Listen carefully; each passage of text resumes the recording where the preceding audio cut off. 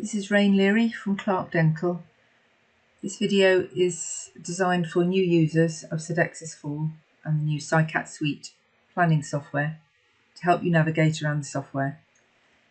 So it's actually very intuitive software once you're used to it. It's a left to right workflow, which makes life simple. So you can click on patient. Now, if you don't have practice management software or you're not using the link, you could add a patient down here. Don't do that if you are using the link though. Do one or the other, otherwise you could potentially end up with a scrambled database, which obviously you don't want. So if you're using a link from your practice management software, always go through your practice management software, get the patient up on the screen and click on the little icon to link to this software, and then it will open the right patient for you. So a couple of things. When you are on the right patient, so obviously I've got some rather weird looking patients here, but if I just choose one at random, so I'll just choose, which one should I choose? I will choose this one. So if this was your patient, Mrs. Smith, you have a couple of choices. You can either click on Register and Timeline, which shows you all her past images, or you click on Register and Exposure if you want to take a new image. So if I click on Register and Exposure, you would have a big picture here of the OPG CBCT machine, and you just click on that, a little window will pop up. Eventually you'll get a green flashing light once you click on Go at bottom right. This is my laptop, I'm not connected to anything, but that is how you would connect, okay? But assuming you just want to view the past images, you click here, Register and Timeline. The register part means you're just saying, yep, that's the right patient. Now I want to see a timeline of their images. This is quite a cool timeline. If I use my mouse wheel, so I'm scrolling backwards and forwards, do you see it sort of goes backwards and forwards through time? So it gives you the date here. And you can open one of these images. Now you see as I put my cursor over it, it tells me what it is up there in the left. So I can choose to open one or the other. So say I want to select this one, I can either click and drag it down, or I can double click it to open. So if I click and drag it down here, do you see this grey area pops up and I can drop it there. So obviously I could scroll backwards and forwards through the timeline, and if I had any intraoral or OPG images, I could also have those as well. Most of the time you'll then just click on 3D examination, assuming it is a CBCT. You could just click here and do something else. But anyway, let's just for now, we'll click for 3D examination. And then the image will open in a hopefully fairly familiar workflow for you, which gives you the axial slice. A pan view, the pan view is sort of made from the CBCT volume. And you notice what I've done here is I grab the top here, the top of this little window, and I'm just clicking and dragging with my left mouse button. I can drag it around. If I wanted to hop over here, I can either drag it over here, or I can double click over here and it will jump over there. Do you see? And if you ever wonder what exactly you're doing, if you look top right here, it will help you orientate. So you notice as I do this, it's just going around the arch. I can sort of go, if I go sort of backwards and forwards, you sort of can orientate yourself by the skull on the top right. And what you do in one window happens in all the other windows. So I could grab this little crosshair here and move it, basically lingual or buccal. Yeah. Okay, so I'm just clicking and dragging around with my mouse wheel here. Any of these windows, whichever one you click on, you can maximize them. So if I wanted to see this one large, I can do.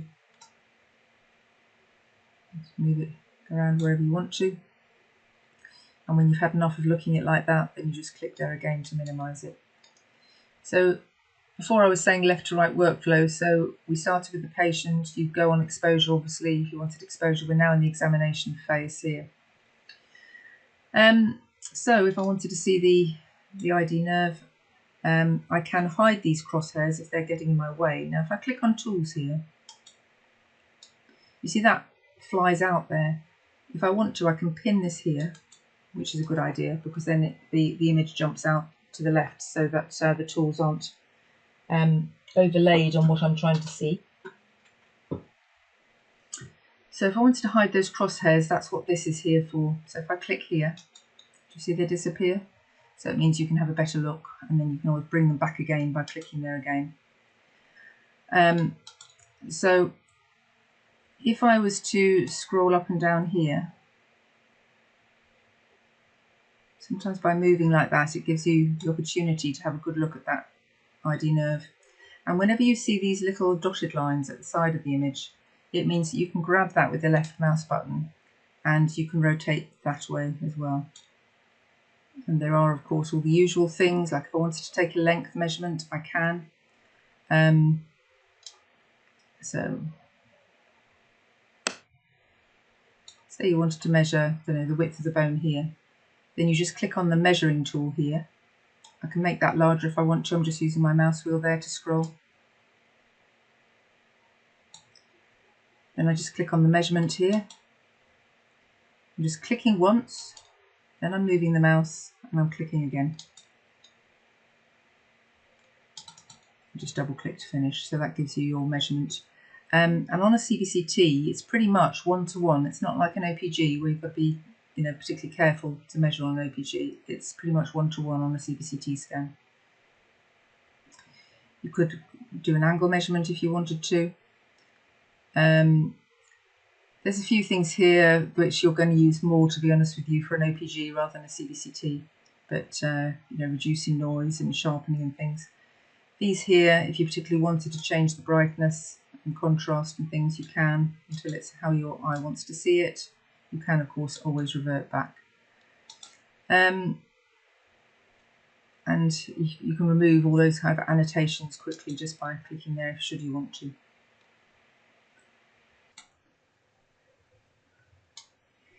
If you needed to adjust the pan curve, you can do it from here. Usual thing, you just drag the these dots around until you're happy with the look of the pan. You can also select different shapes here and different curve thicknesses here. And when you're happy, you just click on OK and it will remake the OPG view for you. Okay, so you can see the nerve nice and clearly there. Now the compare function is very good. So if I was to click on there, it will compare this particular view. Now you could do this with an OPG or an intraoral image or whatever you wanted to do. But obviously that's just one image. I need to go and find another image. So if I click over here on gallery, just say, I know it's not, but just say this was the image I want to compare to. And then I just drag it down onto this grey area and I click on open. And what it will do is it'll put those two images side by side. Now obviously normally they would be the same image and you're comparing maybe 1 year to another year. So obviously they're different, but if they were the same, then you can scroll in and out. I'm just scrolling with my mouse wheel and they're synchronized. So if you imagine you were trying to look at healing of an abscess or something like that, this is quite a nice way to compare a before and after image. If I right click on the image, I can, if I want to, desynchronize the views. So if I don't want them both to scroll in and out, I can do that. But most of the time it's a good thing that it synchronizes them. So that's just a right click to change that. Okay, I'll go back to where I was. So do you see down here, I've got two workspaces. I've got my compare workspace. I've actually just closed down those two compare ones. But if I click on this one now, I'm back in my 3D examination workspace. So I'm back here where we were. So if you can't figure out how to go back where you were, it's usually a case of clicking down here. So I don't need that compare one anymore. So I'll just get rid of that. So we're on the 3D space at the moment. That one we won't bother with at the moment, but if you wanted to look at the MPR radiology layout, click on that one. Now obviously when you're reporting on your images, this one is very important. So you need to do your CBCT interpretation course, but you'll be looking at an image like this. Now if I scroll sort of up, so I'm just clicking and holding with my left mouse button and going all the way up to the top. And then I'm just gradually coming down through the volume. And you can, what they call sort of feather if you want to, sort of go up and down like that. Sometimes that helps your eye. And you're basically looking for any inconsistencies, any anomalies, anything that isn't symmetrical. You'll cover all this on your CBCT interpretation course if you haven't already been on one. But this is how you would report. You just gradually come down here and you're just looking for anything that catches your eye. And if there was anything of note, then you would send the scan to somebody like Dynamic DC or one of many others and report on it. Okay, the endo layout. It's obviously for endo. Now, remember, if I click here, that brings back the crosshairs, so I can see even better where I am. I can drag that and move that along to wherever I want to be. And now I've got these, I can sort of rotate around, and do you see top right? I can see what that does if I rotate there, and likewise here. That's just basically holding the tooth in place and rotating around that point, do you see? So that can sometimes be very useful for endo, which is the function of this. So that's quite useful. And again, that's just, you know, show and hide from there. Some of these things you won't use so much. It's just a brief overview at the moment. One other thing I'll show you before we go to the planning software, well, a couple of things actually. If I click on output, this is the one where you would send, say you're sending an image to a referring dentist. You have a couple of choices. Email isn't usually any use for OPGs or CBCT because the file size is too big. So don't use that apart from intraoral images. 2D export is of course for 2D OPGs. So you would choose basically whatever 2D images you want to put there. So say I wanted to send that one and that one, I just put them over there.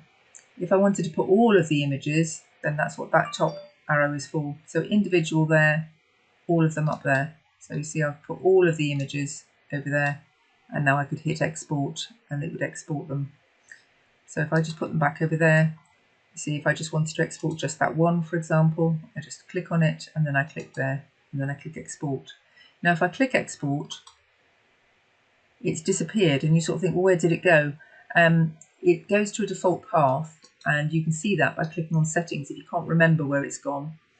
It is, there we are, output.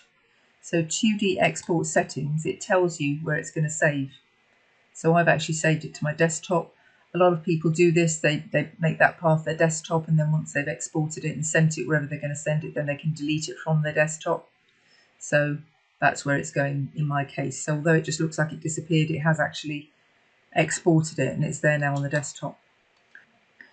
So this one here would be if you want to send a viewing disc to a referring dentist, for example. So you would, so you've got your image that you want to export. Okay, so you click on output and then you click on DICOM export wrap and go, and it will basically make a viewing disc. You don't actually have to put it on a CD, of course. Most people don't do that. You could save it to your desktop, or you could save it to your documents, or wherever you want to send it, or make a new folder for it. But wherever you make that new folder, make a test, for example, then you could save the image there, and it's going to send all this information to that new folder I just created. And then I could zip that folder, which is just as simple as right-clicking on the folder, click Send to Zip, and then you can go to WeTransfer.com and attach that file and send it to yourself. You could try sending it to yourself at home the first time you do it, and you'll see how it arrives, and it's very simple. It's a view, so it sends it as a viewing disc, and even if you're at home and you can't, you don't have the actual full software, you'll still be able to see the image and work with it to an extent. You don't have the full software, but you can do a simple measurement. This one here, DICOM exam export, this is the one to use if a referring dentist says to you, I've got third-party software that I use for planning, I just need the raw DICOM files from your CBCT scanner, please. So this is the one you would use. So you click on there. You would choose where you want to export it to. Obviously you can change that if you want to. but there we are. And then you click on OK, and it's going to, yeah, I've already done that before. So, but if you haven't, obviously make yourself a new folder and export it, and then again you just go to WeTransfer and send it. So, if we go back to examination, session gallery here. You wonder what that is. If I click on there, basically whatever you've got open here, now that could be more than one thing, that could be a couple of intraoral images and an OPG, but whatever you've got, if you wanted to save that session, if you like, to open again next time, so you don't have to go and round up those particular 2 PAs and an OPG if you're doing all that in Sidexis 4, you could actually save this as a session. So click on Save As, you call it whatever you like and click on Save. So that is now saved as a session. So next week, if I come back to this patient, I can just open the session. I don't have to actually manually go and find anything. Okay, so that sometimes saves time. Not really so necessary when it comes to CBCT, but if you were using it for intraorals and things. Now we've got Sicat Suite here. So if I click on Sicat Suite, this opens the implant planning software and the endo planning software. This is where you can import your intraoral scanner images if you want to. Okay, so again, I'm just kind of moving this window around. I can just click in this window and scroll backwards and forwards if I want to. And again, if you look top right, you'll see what it's doing. If I click on MPR radiology, you see at the moment I'm on the panorama tab. You've also got an implant aligned tab, and you've got the MPR radiology tab. So you could use that for MPR. Sometimes this one's quite good for finding nerves. You can see the mental foramen just there.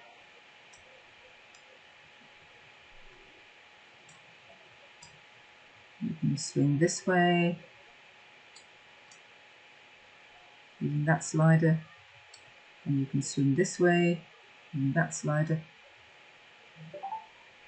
And if you're getting confused about what's actually happening, see if I do that, just have a look top right as I do this. You can see what's happening. So if you're never quite sure what's happening, look top right at the skull there. And again, if I swing this from left to right, see what's happening, it's moving in that curve. So you basically move until you can see that nerve nice and clearly. You see it there now? So, and again, it's always a left to right workflow with Dentsply Sirona.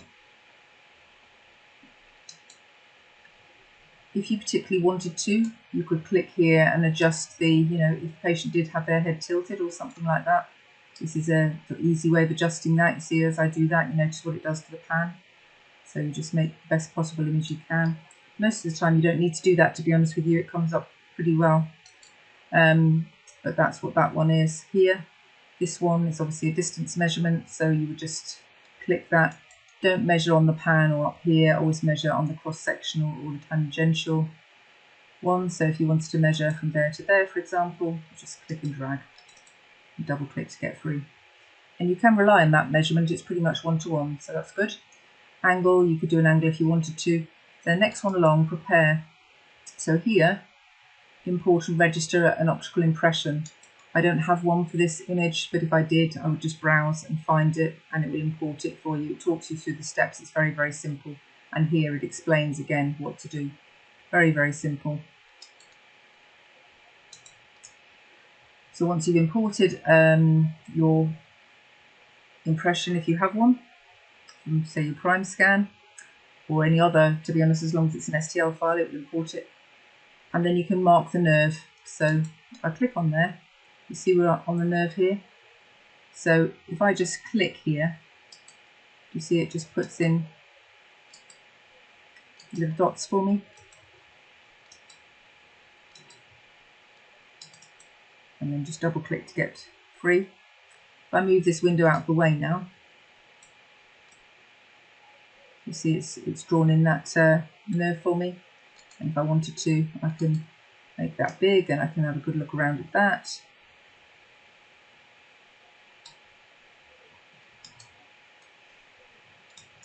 If I'm happy with that, that's fine. I can always remove points, of course, or remove the whole thing. I'm just right-clicking now, by the way, to move that up and down. If you left click, obviously it scrolls through, but if you right click, you can move up and down. Now there's your mental framing there. We're over the 5 over the mental framing. If you scroll backwards and forwards, oh, one way, there we are. So if I scroll backwards, now every time I see this little dot here, if I want to, I can move that out of the way and move it where it should be. So if I haven't quite got it right, that's the way to adjust that. You can only do it where there is a dot, so there's another dot. So if I felt that was in the wrong place, I can put it where it should be. As it happens, it was in the right place. Do you see? It's all quite intuitive. Nice and simple to do. Okay, so when I'm happy with that, I can go on to the next stage, which is plan. And I can put an implant in. So we've got a whole implant library here. So I have to choose the tooth position first. So it's that one. It will suggest an implant for us. And obviously you've got lots of different manufacturers here. You can choose your favourite one. And on, say it is Dentsply Sirona, then you've got all their lines here. This is regularly updated, as you would expect. So we're on the implant at the moment. So you could choose that one, or you could override that and choose a different one, whatever you want to do. You can, if you want to, also choose an abutment and a sleeve. Say we want to place that implant, we'll just click on OK. And drop it basically in place. So if I wanted to put it there, for example, and move that out of the way. So I can put it approximately in place. And if I felt that I needed it to be thicker or longer, I can step up and down for that particular implant type by doing this. So if you look at the implant as I click here, do you see what it's doing? It's making it thicker and thinner. So that's quite an easy way of stepping up and down. Once you've got it sort of roughly in place like that, the next thing you do is click on Implant Aligned here. And this enables you to see my cursor changes to that kind of look. Then I can actually tilt it like that, move it wherever I need it to be. So you move it up and down in the bone.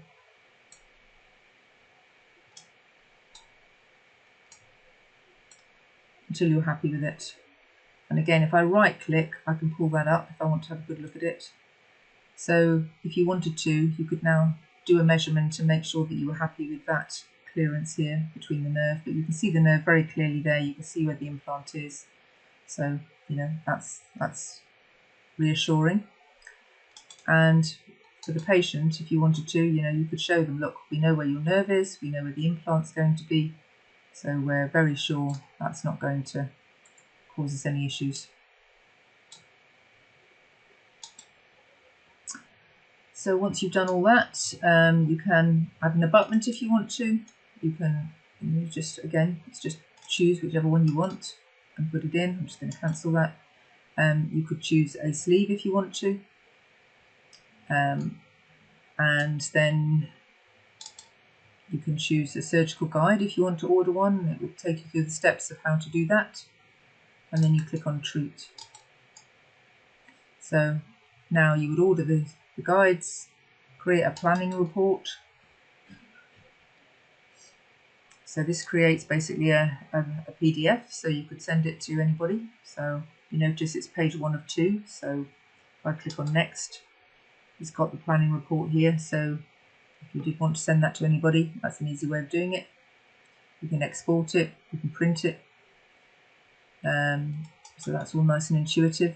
Again, there's nothing difficult about this software. You've just got to basically remember that it's a left to right workflow.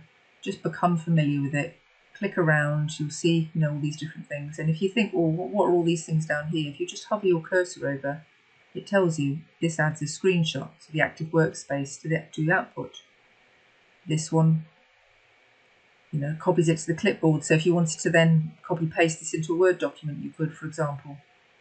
So if I want to hide the crosshairs, I just click on that one. If I want to bring them back, I click on it again. Do you see?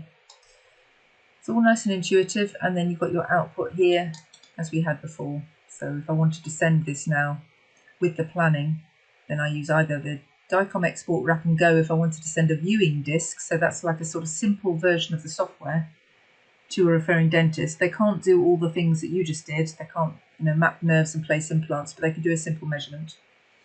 Or you click on DICOM exam export if you just want to export the DICOM files.